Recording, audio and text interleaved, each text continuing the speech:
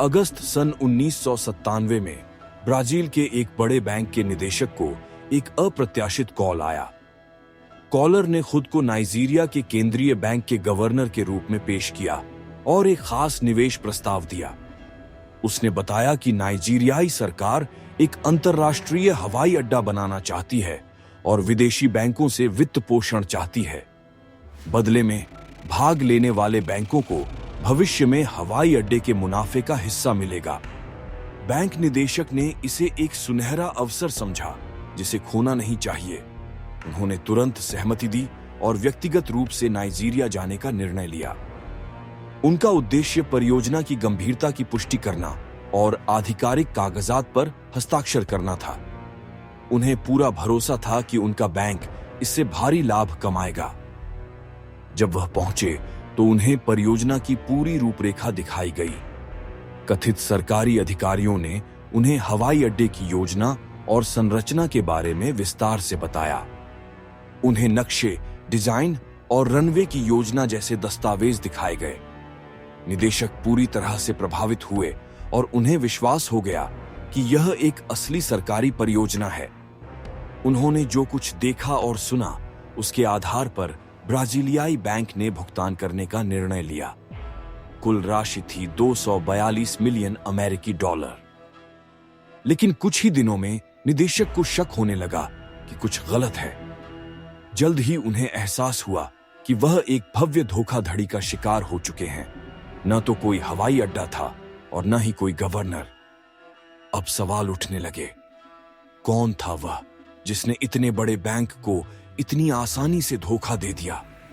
वह किस तरह इतनी विशेषज्ञता और विश्वसनीयता के साथ सबको भ्रमित कर सका? जांच ने एक ही नाम को उजागर किया, इमैनुएल नूड, जो 1953 में नाइजीरिया में पैदा हुआ था। बचपन से ही वह गरीबी से भागने और अमीर बनने का सपना देखता था। इमैनुएल कोई साधारण बच्चा नहीं था, उसमें असीम महत्वाकांक्षा थी। वह गरीबी को एक जेल मानता था जिससे किसी भी कीमत पर आजाद होना था। उसके सपने साधारण नहीं थे। वह सब कुछ पाने की चाह रखता था जो उसके आसपास के लोग सोच भी नहीं सकते थे। उसने ठान लिया था कि वह अपने लक्ष्य तक हर हाल में पहुंचेगा। युवावस्था में ही उसने अपनी असाधारण बुद्धिमत्ता और व्यावसायिक समझ का परिचय दिया। वह एक बैंक में काम करने लगा और जल्दी ही जटिल सौदों को संभालने लगा। उसके पास करिश्माई व्यक्तित्व था और ग्राहक उस पर जल्दी भरोसा कर लेते थे। उसकी मेहनत और बुद्धिमानी ने उसे यूनियन बैंक नाइजीरिया का निदेशक बना दिया। उसका आर्थिक स्तर बेहतर हो चुका था, लेकिन उसकी भूख और भी बढ़ चुकी थी। वह केवल पैसा नहीं चाहता था, वह शक्ति, प्रभाव और प्रसिद्धि चाहता था। वह चाहता था कि पूरे देश में उसका नाम हो, न सिर्फ एक सफल व्यक्ति के रूप में, बल्कि एक ताकतवर नाम के रूप में। और इसी सोच के साथ उसने इतिहास की सबसे चालाक धोखाधड़ी की योजना बनानी शुरू कर दी। 1900 के दशक की शुरुआत में नाइजीरिया एक बड़े राष्ट्रीय परिवर्तन से गुजर रहा था। राजधानी को अबुजा स्थानांतरित किया गया और कई विकास परियोजनाएं शुरू की गईं। सरकार ने एक नए अंतर्राष्ट्रीय हवाई अड्डे के निर्माण की घोषणा की थी।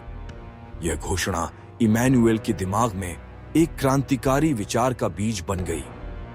उसने योजना बनाई कि वह विदेशी निवेशकों को एक नकली हवाई अड्डा परियोजना में निवेश करने के लिए मना लेगा। वह पैसे लेकर गायब हो जाएगा और कोई सबूत पीछे नहीं छोड़ेगा। लेकिन उसने समझ लिया कि इतनी बड़ी योजना अकेले पूरी नहीं की जा सकती। इसलिए उसने बैंकिंग और वित्तीय अनुभव वाले 5 प्रतिभाशाली लोगों की टीम बनाई। वे सभी लोग उसी बैंक में उसके अधीन कार्यरत थे और उस पर भरोसा करते थे। उसने उन्हें अपनी योजना समझाई और भारी रिश्वत तथा लाभ का लालच दिया। सभी सहमत हो गए और योजना को लागू करने की तैयारी शुरू कर दी। पहला कदम था एक नकली सरकारी पत्र बनाना जो बहुत आधिकारिक दिखे। पत्र में एक सरकारी अधिकारी ट्रिस्टन विलियम्स के हस्ताक्षर थे, जो कि पूरी तरह से नकली थे। वास्तव में सभी दस्तावेज और हस्ताक्षर इमैनुअल और उसकी टीम द्वारा बनाए गए थे। इन पत्रों में लिखा था कि नाइजीरियाई सरकार हवाई अड्डा बना रही है और विदेशी फंडिंग चाहती है। बदले में निवेशकों को भविष्य में होने वाले लाभ में हिस्सा मिलेगा। इमैनुअल की टीम ने दुनिया भर के कई बड़े बैंकों को आधिकारिक पत्र भेजना शुरू किया। ये पत्र बेहद पेशेवर भाषा में लिखे गए थे और बिल्कुल असली प्रतीत होते थे। टीम लगातार इंतजार में थी कि कोई बैंक जवाब दे या कॉल करे।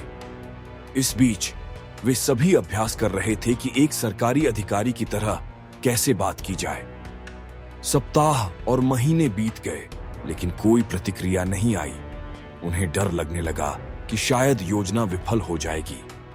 तभी अचानक एक कॉल आया जिसने सब कुछ बदल दिया। कॉलर था ब्राजील के नॉर्वेस्ट बैंक का निदेशक नेल्सन साकागुचिमा। साकागुचिमा ने पत्र में लिखे गए प्रस्ताव में गहरी रुचि दिखाई और विवरण पर चर्चा करना चाहा। उसे यह निवेश एक बेहतरीन अवसर लगा जिसे नहीं गंवाना चाहिए। इमैनुअल की टीम मुस्कुरा उठी। उनकी योजना सही दिशा में बढ़ रही थी, लेकिन इमैनुअल ने खुद कॉल का जवाब नहीं दिया, बल्कि यह जिम्मेदारी अपनी टीम के एक सदस्य को दी। उस सदस्य ने खुद को पॉल ओगुमा नामक नाइजीरियाई राज्यपाल बताया। चूंकि असली पॉल सार्वजनिक रूप से अज्ञात था, बैंक उसकी पहचान सत्यापित नहीं कर सका।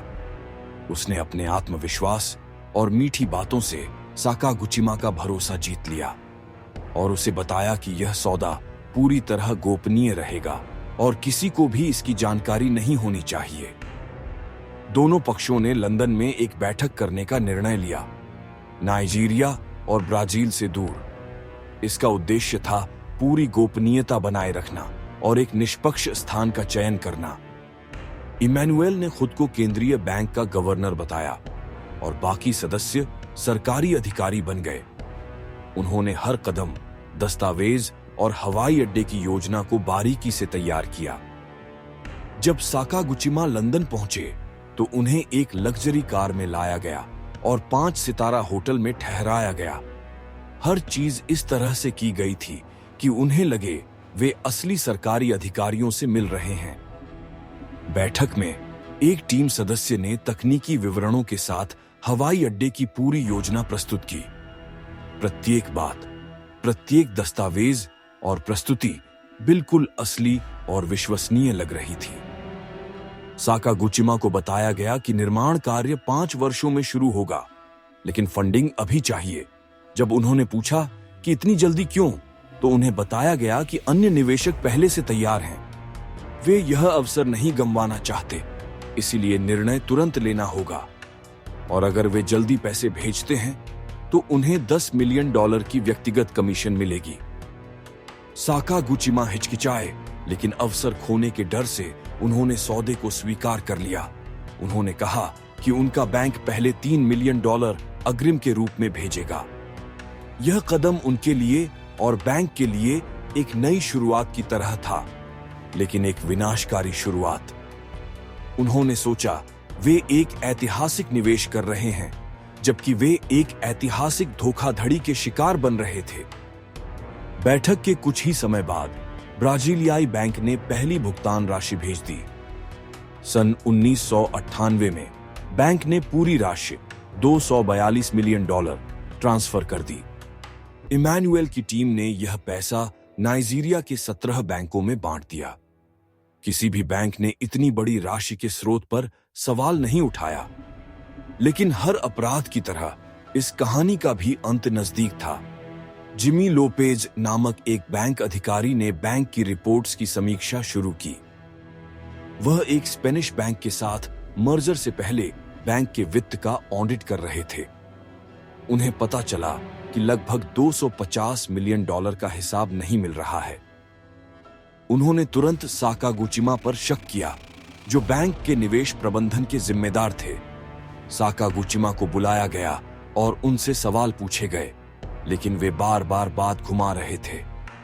जिमी ने उनसे पिछले 3 वर्षों के सभी ट्रांजैक्शनों की रिपोर्ट मांगी और वहीं खुलासा हुआ कि यह पूरा सौदा नाइजीरिया की एक धोखाधड़ी योजना थी।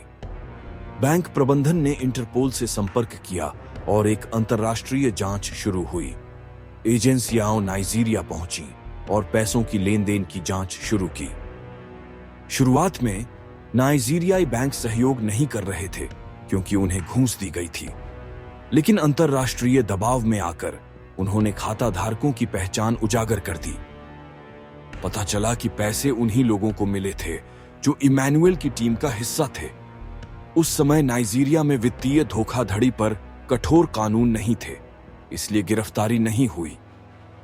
वे वर्षों तक आजाद रहे और उस पैसे से संपत्तियां और व्यवसाय स्थापित करते रहे। लेकिन न्याय की गाड़ी चाहे धीरे चले, एक दिन जरूर पहुंचती है। अगर आपको सामग्री पसंद आई हो तो हमें एक लाइक देकर और चैनल को सब्सक्राइब करके हमारा समर्थन करना न भूलें। कृपया कमेंट में बताएं कि अगली कड़ी के लिए कौन सी कहानी उपयुक्त होगी, ताकि हम उसे आपके लिए सुना सकें।